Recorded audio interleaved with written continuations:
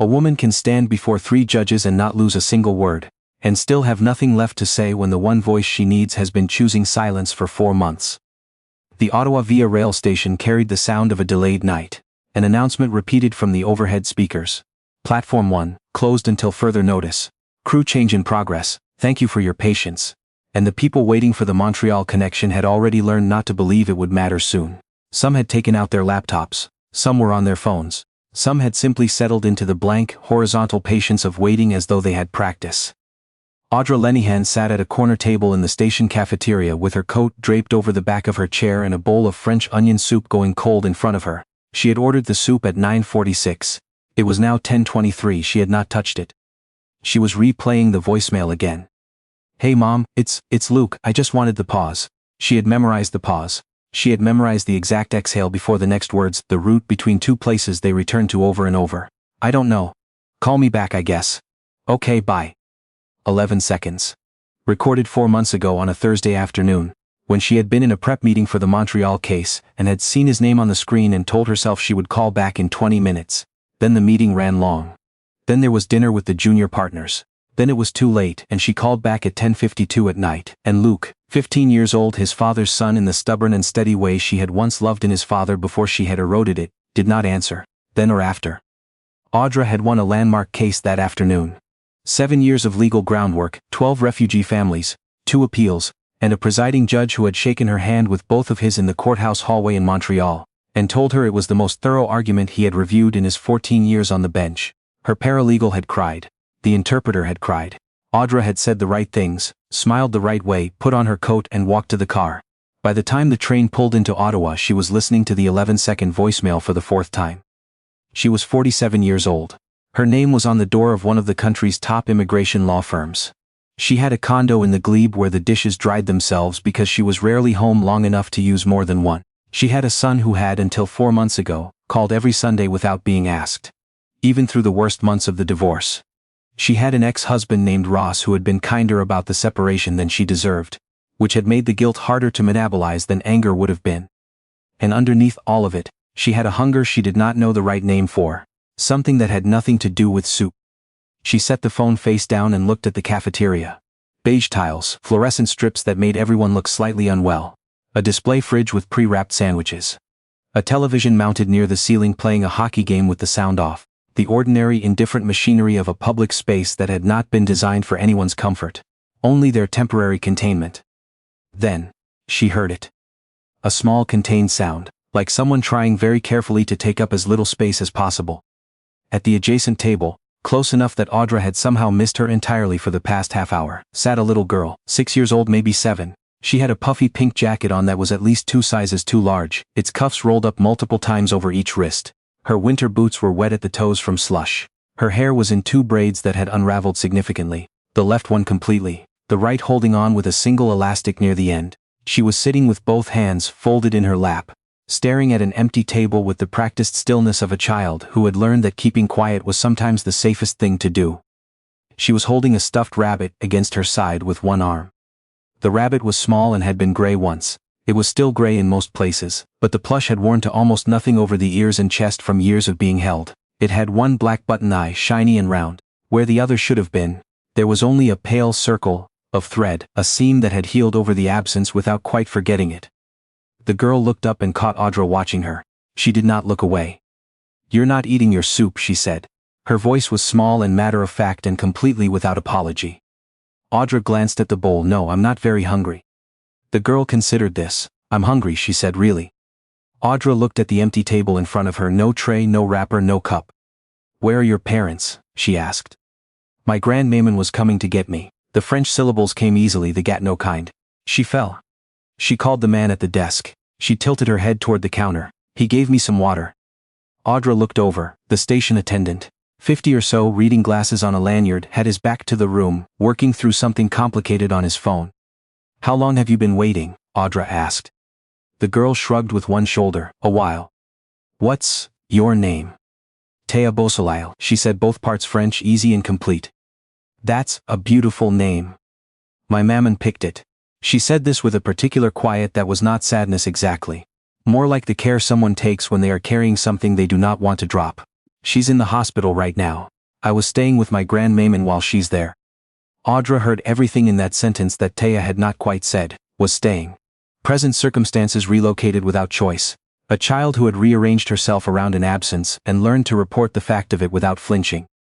Do you want to sit at my table? Audra asked, while you wait for her?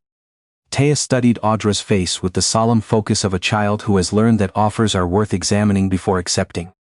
Is it okay? She asked. Yes, of course. Théa gathered herself, jacket rabbit, and moved to the chair across from Audra with a small deliberate care.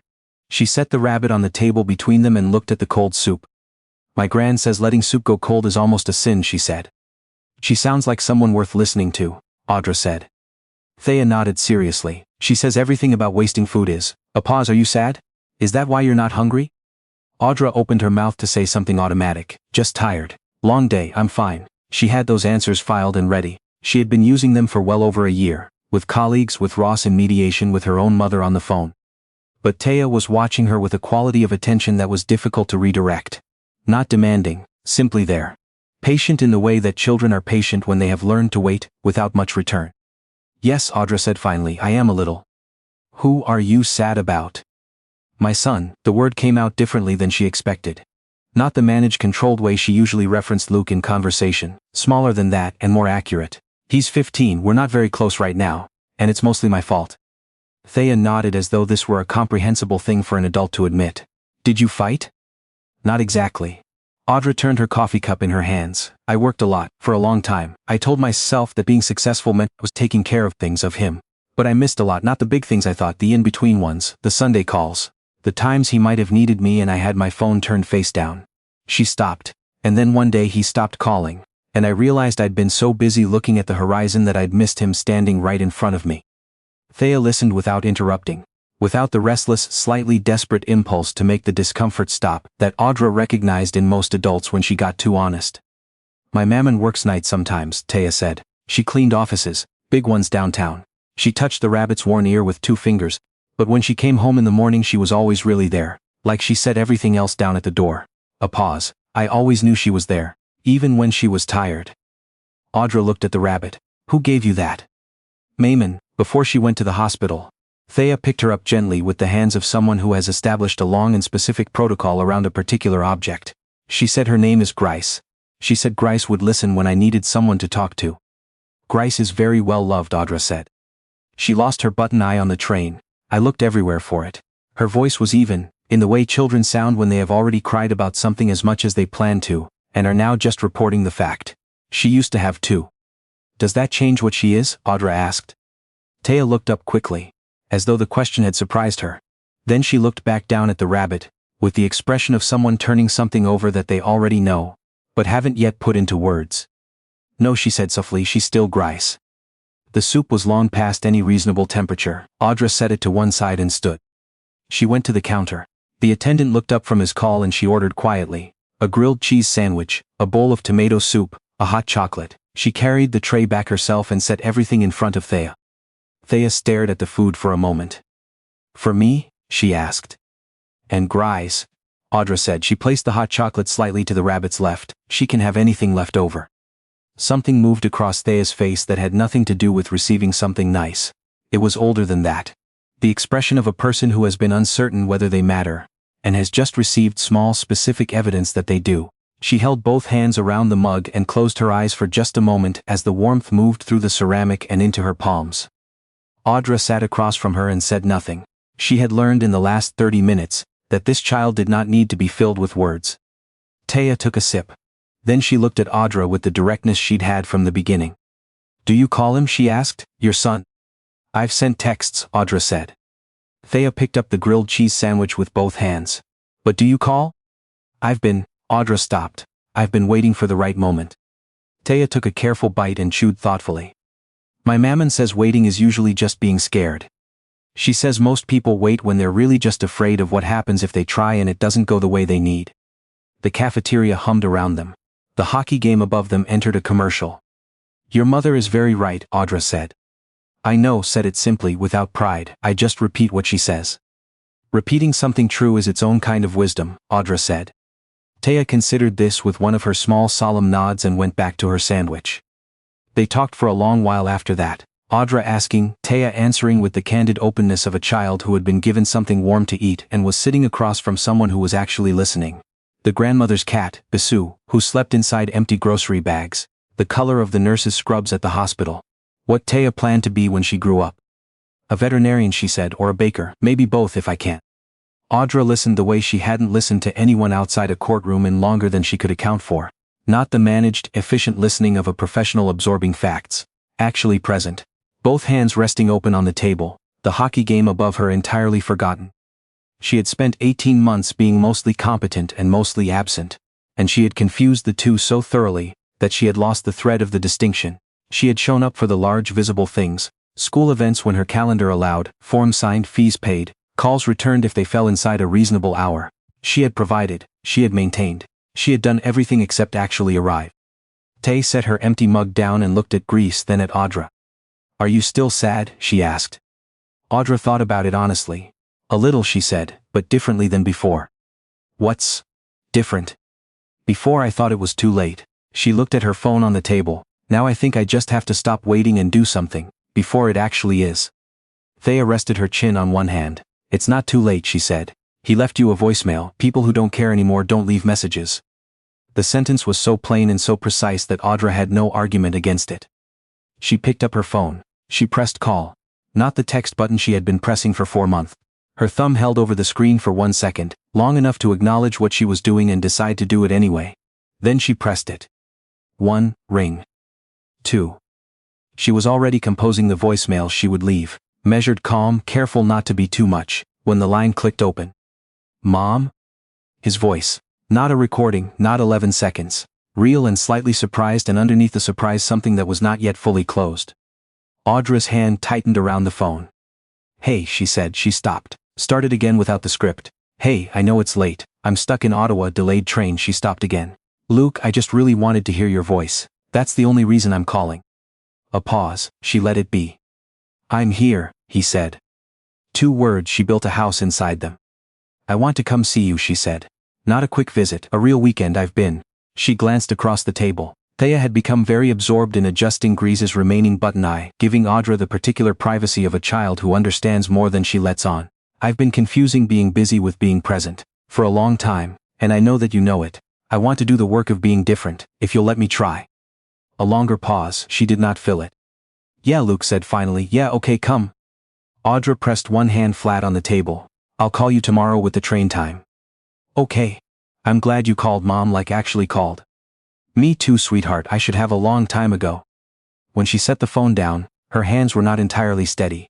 She looked up at the ceiling for just a moment. The way people do when they need 1 second that is not yet anyone else's.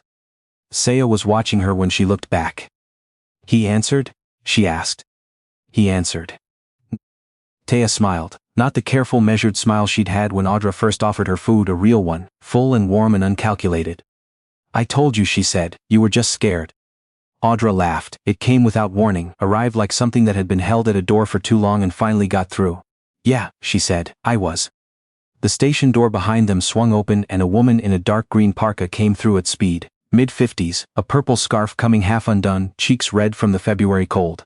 She scanned the room, and the moment her eyes found Théa, everything in her face rearranged itself from frightened to flooded. Théa, mon cœur. She was already crossing the cafeteria floor. Théa slid off the chair without hesitation and moved straight into her grandmother's arms, and the woman caught her and held on and murmured things in French that Audra could not make out but did not need to, because their meaning was entirely visible. The grandmother looked up over Théa's head. Her eyes, still wet at the outer corners, found Audra's and held them. Vous étiez avec elle? She managed. Were you with her? Yes, Audra said. She kept me very good company. The grandmother reached forward and pressed one hand briefly over Audra's, a gesture so simple and complete that words would have reduced it. Audra pressed back. Théa turned in her grandmother's arms. Grease was still on the table. She reached back and gathered the rabbit with one hand, tucking her carefully under her arm. Then she looked at Audra. The look held everything a child can hold, that they haven't found words for yet. Connection, the weight of having shared something true with someone who was genuinely there. The single button eye caught the fluorescent light. She's still Grease, Théa said quietly.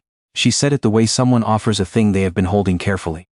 Audra understood she was not talking only about the rabbit. She always will be, Audra said. The grandmother steered Théa toward the exit, one hand warm on her small back. At the door, Théa turned once more and held Grice up, the remaining eye toward Audra in a small solemn wave. Then the door closed, and they were gone. The cafeteria went on being itself, the hockey game, the fluorescent hum. A new announcement from the speakers: Platform 1 open, boarding in 10 minutes. Audra sat alone at the small table with the empty mug and the cold soup she had, without quite noticing, accepted she was never going to eat.